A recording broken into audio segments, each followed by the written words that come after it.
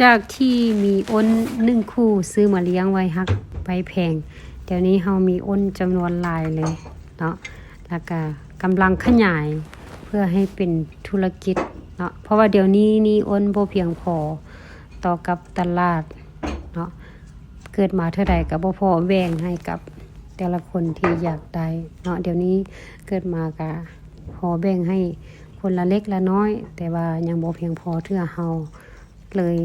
กำลังขยายคอกเพิ่มเนาะกำลังขยายคอกเพิ่มเพื่อว่าปีหน้าจะผลิตลูกอ้นให้เพียงพอกับความต้องการของคนที่อยากเลี้ยงเนาะนอกจากประเทศเฮาคนลาวที่เลี้ยงแล้วอย่างเวียดนามเนาะก็เจ้าก็ติดต่อมาในตลาดทางนั้นถ้าว่ามีจำนวนหลายประมาณ50 คู่หรือว่า100 คู่นี่แม่นเขาเจ้าเหมาเลยเนาะแต่ว่าเฮานี่มันเกิดเท่าใดก็บ่หลายเนาะเกิดเทื่อละ10 คู่20 คู่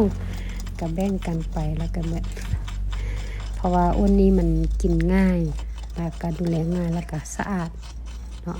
ถ้าว่าคนอยากเลี้ยงไม่เป็นสัตว์ฮักแพงก็ได้ยามว่างเรียกมาก็มาเบิ่งมาแยงมาเกลือพอได้พ้นคลายอารมณ์เนาะบางคนก็เลี้ยงเป็นอาหารก็จะว่าเป็นอาหารสันยอดซะได้เนาะ แต่ว่าทางเฮานี่ก็บ่ค่อยได้กินเนาะมีแต่เลี้ยงแล้วก็ขายเลี้ยงแล้วก็ขายไปเนาะกำลังตามแพ้มีหลายรุ่นเลยแต่ว่าช่วงนี้ตัวแบงจะเบิดเนาะอันนี้แม่เฮาจะเลี้ยงไว้เป็นพ่อพันธุ์แม่พันธุ์ในอนาคตที่ว่าเฮากำลังจะเปิดฟาร์มอีกเนาะเพราะว่าจะป้อนเข้าฟาร์มของเราเอง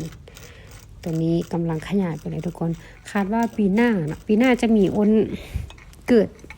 เดือนละหลายๆแม่เลย ตอนนี้กำลัง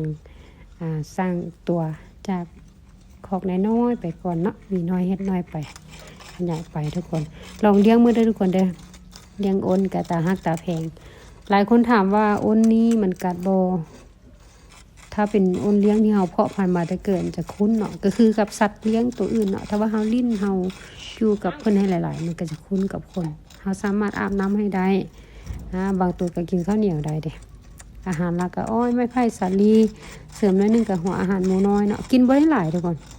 กินกะน้อยๆเนาะพอเลี้ยงได้สบาย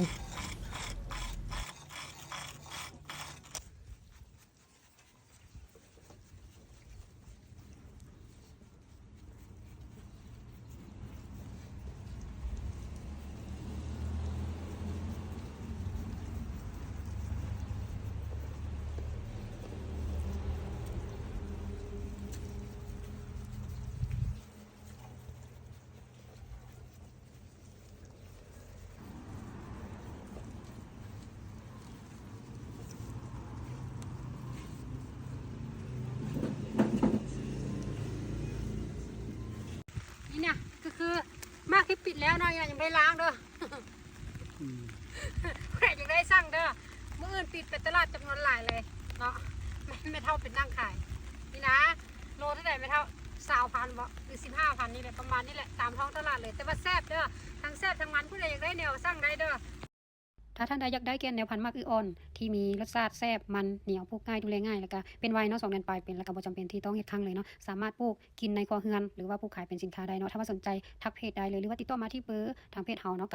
94246395สำหรับแนวพันธุ์แม่นมีพร้อมส่งเลยเด้อ